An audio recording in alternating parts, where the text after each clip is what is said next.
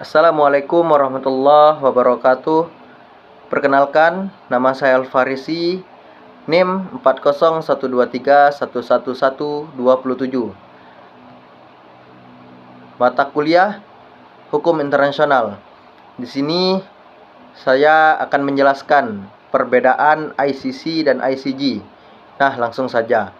Di sini saya akan menjelaskan atau membahas secara mendetail mengenai perbedaan antara International Criminal Court atau ICC dan International Court of Justice atau ICJ, di mana International Criminal Court atau ICC ini berlatar belakang dan pembentukannya itu ICC ini didirikan berdasarkan Statuta Roma, di mana sebuah perjanjian yang diadopsi pada tanggal 17 Juli tahun 1998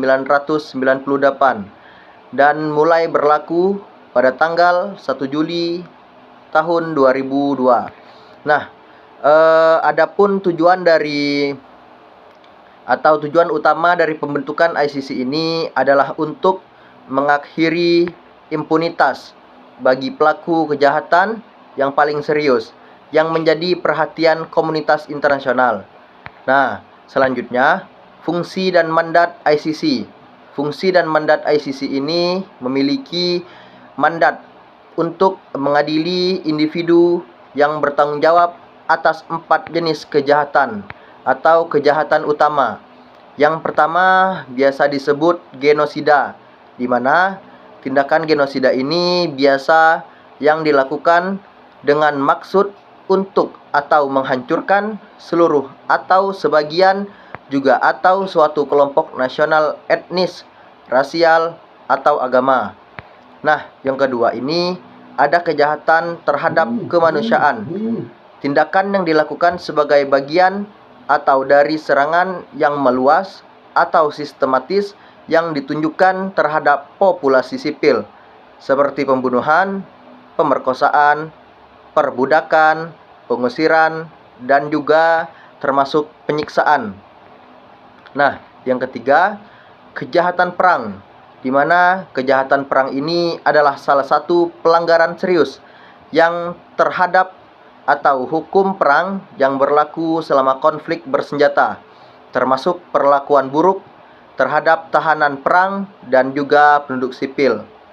Karena setiap kejahatan perang ini mereka melakukan atau tidak melakukan perperangan sesuai ketentuan. Nah, yang keempat, kejahatan agresi, di mana tindakan oleh seseorang pemimpin politik atau militer yang secara langsung atau tidak langsung menggunakan kekuatan bersenjata terhadap kedaulatan, integritas, atau maupun kemerdekaan politik negara lain. Nah, adapun di ICC ini terdapat yurisdiksi. Yang pertama, ICC hanya dapat mengadili kejahatan yang terjadi setelah status Roma berlaku, yaitu setelah atau pada tanggal 1 Juli tahun 2002. Yang kedua, yurisdiksinya mencakup kejahatan yang dilakukan di wilayah negara anggota atau oleh negara warga anggota. Yang terakhir, ICC juga dapat menjalankan yurisdiksi jika Dewan Keamanan PBB merujuk satu kasus ke ICC, meskipun negara tersebut bukan anggota Statuta Roma.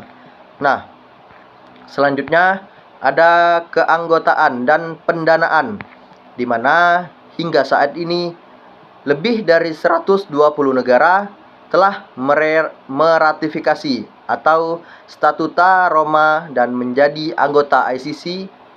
Yang kedua, ICC didanai oleh kontribusi negara-negara atau negara anggotanya serta sumbangan sukarela dari pemerintah, organisasi internasional, individu perusahaan, atau entitas lainnya.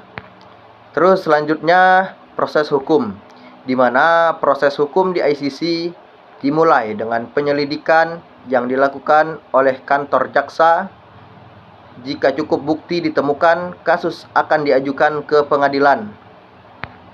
Selanjutnya, pengadilan terdiri dari 3 divisi, yaitu Trial Division, yang kedua Trial Division, dan yang ketiga Appeals Division. Nah, masing-masing divisi memiliki hakim yang menangani berbagai tahap proses pengadilan. Nah, selanjutnya kita masuk ke ICJ atau yang biasa dikenal dengan International Court of Justice. ICJ ini berlatar belakang dan juga pembentukannya didirikan pada tahun 1945 oleh Piagam Perserikatan Bangsa-Bangsa atau yang biasa kita sebut dengan PBB, dan mulai beroperasi pada tanggal atau pada bulan April tahun 1946. ICJ ini menggantikan Parliament Court of International Justice yang didirikan oleh Liga Bangsa-Bangsa. Nah, adapun fungsi dan mandat dari ICJ ini, yang pertama itu ada penyelesaian sengketa antar negara. ICJ menangani sengketa hukum yang diajukan oleh negara-negara atau anggota PBB. Sengketa ini bisa mencakup berbagai isu seperti perbatasan, pelanggaran perjanjian, dan juga yang terakhir masalah lingkungan. Kedua, pemberian opini hukum.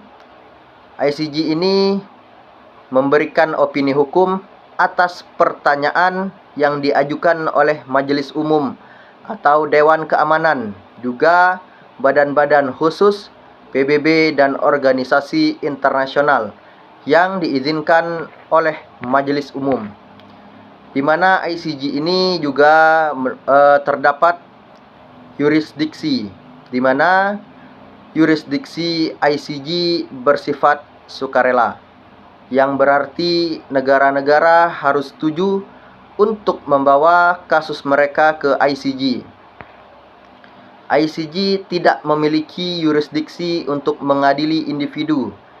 Hanya negara yang dapat menjadi pihak dalam kasus di ICJ.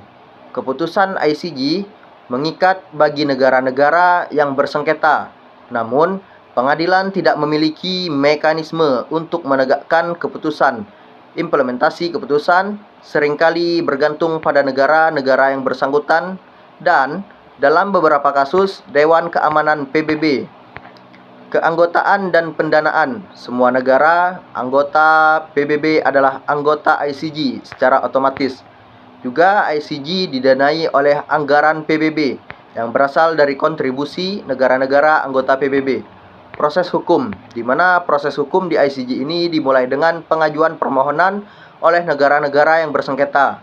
Kedua, pengadilan terdiri dari 15 hakim yang dipilih oleh Majelis Umum dan Dewan Keamanan PBB untuk masa jabatan 9 tahun dengan kemungkinan dipilih kembali.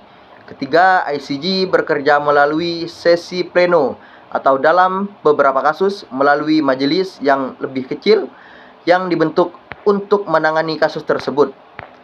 Nah, adapun kesimpulannya, yaitu ICC ini berfokus pada tanggung jawab individu atas kejahatan internasional serius yang memiliki yurisdiksi terbatas pada negara-negara anggota Statuta Roma dan kasus yang dirujuk oleh Dewan Keamanan PBB. Juga ICJ ini berfokus pada penyelesaian sengketa antar negara, di mana pemberian opini hukum internasional dengan yurisdiksi yang bergantung pada persetujuan negara-negara yang bersengketa. Sekian yang bisa saya sampaikan. Apabila ada kata yang salah, saya mohon ampun. Saya akhiri. Wabillahi taufiq wal hidayah. Wassalamualaikum warahmatullahi wabarakatuh.